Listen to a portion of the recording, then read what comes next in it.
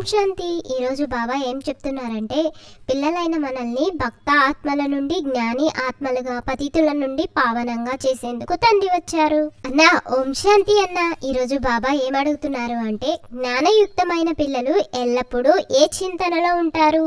నేను అవినాశి ఆత్మను, ఈ శరీరము వినాశనమయ్యేది. నేను 84 శరీరాలు ధరించాను. ఇప్పుడు ఇది అంతిమ జన్మ. ఆత్మ ఎప్పుడు చిన్నదిగా పెద్దదిగా అవ్వదు. చిన్నదిగా పెద్దదిగా అయ్యేది శరీరమే. ఈ కనులు శరీరంలో ఉన్నాయి, కానీ కనులతో చూసేది ఆత్మనైన నేను. బాబా ఆత్మలకే జ్ఞానం 3వ నేత్రమును ఇస్తారు. వారు కూడా శరీరాన్ని ఆధారంగా తీసుకోనంత వరకు చదివించలేరు. జ్ఞానయుక్తమైన పిల్లలెప్పుడు ఇలాంటి చింతనే చేస్తారు. ఓం శాంతి. ఇలా అన్నది ఎవరు? ఆత్మనే. అవినాశి ఆత్మ శరీరము ద్వారా అంటుంది. శరీరము మరియు ఆత్మలో ఎంత తేడా ఉంది! ఈ పంచతత్వాల శరీరము పెద్ద తోలు బొమ్మ వలె తయారవుతుంది. భలే చిన్నదిగా ఉన్న ఆత్మ కంటే ఎప్పుడూ పెద్దదిగానే ఉంటుంది. మొదట చాలా చిన్నదిగా ఉన్న పిండము కొంచెము పెద్దదైనప్పుడు ఆత్మ అందులో ప్రవేశిస్తుంది. అరే చింటూ, ఇప్పుడు తండ్రి మీరు నా పిల్లలు అని అర్థం చేయించారు. ఆత్మ సహజమైనది, శరీరము అసహజమైన మట్టితో తయారైనది. ఆత్మ ఉంటేనే శరీరం మాట్లాడుతుంది, నడుస్తూ ఉంటుంది. ఇప్పుడు పిల్లలైన ఆత్మలకు ఆ తండ్రి వచ్చి అర్థం చేయించారు. నిరాకార శివబాబా ఈ సంగమ యుగంలోనే ఈ శరీరంలో వచ్చి వినిపిస్తున్నారు.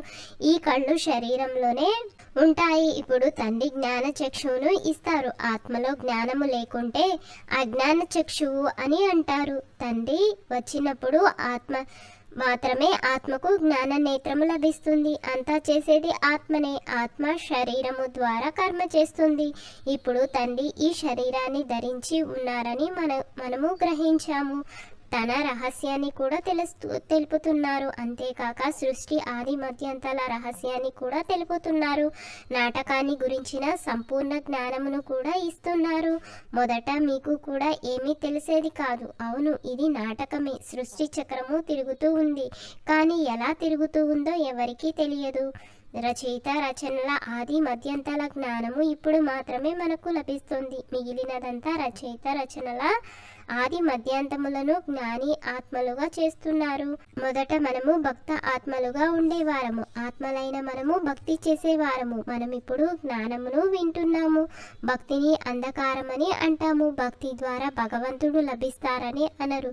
భక్తి పాత్ర మరియు జ్ఞాన పాత్ర కూడా ఉందని తండ్రి అర్థం చేయించారు. భక్తి చేయనప్పుడు ఏ సుఖము లభించలేదని మనకు తెలుసు. భక్తి చేస్తూ చేస్తూ మోసపోతూ ఉండేవారం. తండ్రి కోసము అన్వేషిస్తూ ఉండేవారము. యజ్ఞతపాలు, దాన పుణ్యాలు మొదలైనవి చేస్తూ వెతుకుతూ మోసపోతూ అలసిపోయి విసిగిపోతారని మనకు అర్థం చేసుకున్నాము. ఇప్పుడు అన్న, శాస్త్రాలలో కల్పము లక్షల సంవత్సరాలని రాసేశారు. కలియుగము ఇంకా 40,000 సంవత్సరాలు ఉందని భావిస్తారు.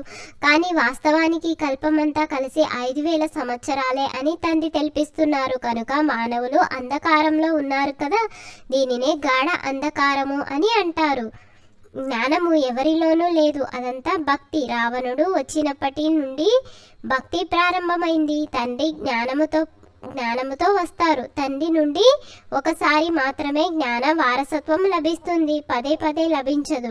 అక్కడ మీరు ఎవరికి జ్ఞానం ఇవ్వరు, అవసరమే లేదు. అజ్ఞానంలో ఉన్న వారికే జ్ఞానము లభిస్తుంది. తండ్రిని గురించి ఎవరికీ తెలియదు. వారిని నిందించకుండా మాట్లాడరు. ఈ విషయము కూడా పిల్లలైన మీరిప్పుడు తెలుసుకున్నారు. ఈశ్వరుడు సర్వవ్యాపి కాదని మనము అంటాము. వారు ఆత్మలైన మనకు తండ్రి. వారేమో పరమాత్మ రాళ్ళు రప్పల్లో ఉన్నారని అంటారు. భక్తి పూర్తిగా భిన్నమైనది. అందులో జ్ఞానము కొద్దిగా కూడా లేదని పిల్లలైన మనము చాలా బాగా అర్థం చేసుకున్నాము. అరే చింటూ, కొత్త ప్రపంచ మానవులకు పాత ప్రపంచ మానవులకు రాత్రికి పగలకు ఉన్నంత వ్యత్యాసం ఉంది. అర్ధకల్పం నుండి అపవిత్రత మనుష్యులు పవిత్ర దేవతలకు తల వంచి నమస్కరిస్తారు. మొట్టమొదట శివబాబానే పూజిస్తారని పిల్లలకు అర్థం చేయించారు. ఆ శివబాబాయే మనల్ని పూజారుల నుండి పూజ్యులుగా చేశారు. రావణుడు మనల్ని పూజ్యుల నుండి పూజారులుగా చేస్తాడు. మళ్ళీ తండ్రి డ్రామా ప్లాన్ అనుసారంగా మనల్ని పూజ్యులుగా చేస్తారు. రావణుడు మొదలైన పేర్లు అయితే ఉన్నాయి కదా. దసరా ఉత్సవాలకు బయట నుండి ఎంతమందిని ఆహ్వానిస్తారు, కానీ అర్థము ఏమాత్రము తెలియదు. దేవతలను ఎంతగానో నిందిస్తారు. ఇలాంటి విషయాలు అసలు లేనే లేవు. ఈశ్వరుడు నామ రూపాలకు భిన్నమని అంటారు, అనగా లేరని అర్థము. అలాగే ఇక్కడ తయారు చేసే నాటకాలు మొదలైనవేవి వాస్తవానికి లేనే లేవు. ఇదంతా మానవుల బుద్ధి. మనుష్య మతమును ఆసురీ మతమని అంటారు. యథా రాజా రాణి తదా ప్రజలు, అందరూ అలానే తయారవుతారు. దీనినే డెవిల్ ప్రపంచము అని అంటారు. అందరూ ఒకరినొకరు పరమాత్మ పైనే ఉంటారని భావించేవారు, కానీ ఇప్పుడు తండ్రి ఇక్కడకు వచ్చారని తెలుసు. అందువలన పైన ఉంటారని అనుకోరు. మనము తండ్రిని ఇక్కడకు పిలిచాము, ఈ శరీరంలోకి రమ్మని పిలిచాము. మన సేవా కేంద్రాలలో ఉన్నప్పుడు శివబాబా మధువనంలో వీరి శరీరంలో ఉన్నారు అని భావిస్తారు. అన్న తండ్రి కల్పకల్పము ఈ సంగమ యుగంలోనే వస్తారు. వారు వచ్చి ఈ వెరైటీ వృక్ష రహస్యాన్ని అర్థం చేయిస్తారు. అంతేకాక ఈ చక్రం ఎలా తిరుగుతూ ఉందో తెలుపుతారు. ఇవన్నీ అర్థం చేయించడమే మన యొక్క కర్తవ్యము. ఒక్కొక్కరికి అర్థం చేయించాలంటే చాలా సమయం పడుతుంది. మనం ఇప్పుడు చాలా మందికి తెలియచేస్తున్నాము. చాలా మంది తెలుసుకుంటారు. ఈ మధురమైన విషయాలు మనము ఇంకా చాలా మందికి అర్థం చేయించాలి. మనము ప్రదర్శనీలు మొదలైన వాటిలో తెలిపిస్తాము కదా. శివ జయంతి పండుగ నాడు అందరినీ ఆహ్వానించి బాగా అర్థం చేయించండి అని బాబా చెప్తున్నారు. ఈ డ్రామా ఎంత కాలముదో మీరు సరిగ్గా అర్థం చేయించగలరు. ఇవన్నీ టాపిక్లు నేనే ఇదంతా మీకు తెలుపుతున్నాను. మీకు తండ్రి తెలిపే జ్ఞానము వలన మీరు దేవతలుగా తయారవుతారు. మీరు అర్థం చేసుకొని దేవతలుగా అవుతారు. అలా ఇతరులను తయారు చేస్తారు. తండ్రి మనకు ఈ విషయాలు అర్థం చేయించారు. మనము ఎవరిని నిందించము. జ్ఞానాన్ని సద్గతి మార్గమని ఒక సద్గురువు మాత్రమే ఆవలి తీరానికి దాటించేవారని మనము తెలుపుతాము. ఇటువంటి ముఖ్యమైన పాయింట్లు వెలికి తీసి అర్థం చేయించాలి. ఈ జ్ఞానము తండ్రి తప్ప ఇతరులు ఎవరు కూడా ఇవ్వలేరు.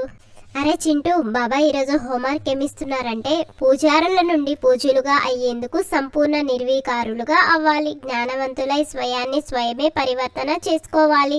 అల్పకాలిక సుఖాల వెంట వెళ్ళరాదు. బాప్ మరియు దాదా ఇరువురిని మాత్రమే స్మృతి చేయాలి. బ్రహ్మ లేకుంటే శివబాబా గుర్తురారు. భక్తి మార్గంలో శివబాబాను ఉపరి భాగంలో స్మృతి చేశారు. ఇప్పుడు బ్రహ్మ శరీరంలో వచ్చారు, కావున ఇద్దరు గుర్తు రావాలి. అన్న ఈరోజు బాబా వరదానం ఏమిస్తున్నారంటే ప్రతి కర్మలో విజయం యొక్క చలించని నిశ్చయము మరియు నశ ఉంచుకునే అధికారి ఆత్మభవ.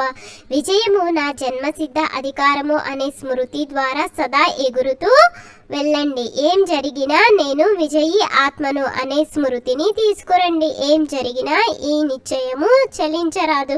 నిశ్చయమే నశకు ఆధారము. నిశ్చయము తక్కువగా ఉంటే నశ తగ్గిపోతుంది. అందుకే నిశ్చయ బుద్ధి విజయంతి అని అంటారు. అప్పుడప్పుడు నిశ్చయం కలిగిన వారిగా అవ్వకండి. అవినాశి తండ్రి కనుక అవినాశి ప్రాప్తికి అధికారిగా అవ్వండి. ప్రతి కర్మలో విజయం యొక్క నిజయము మరియు నశ ఉండాలి. తండ్రి స్నేహం అనే ఛత్రఛాయ కింద ఉంటే ఎటువంటి విఘ్నము నిలబడలేదు అని బాబా స్లోగన్ ఇస్తున్నారు. ఈ అన్నదమ్ముల సంభాషణ మీకు కనుక నచ్చినట్లయితే లైక్ చేసి షేర్ చేసి తప్పకుండా సబ్స్క్రైబ్ చేయండి.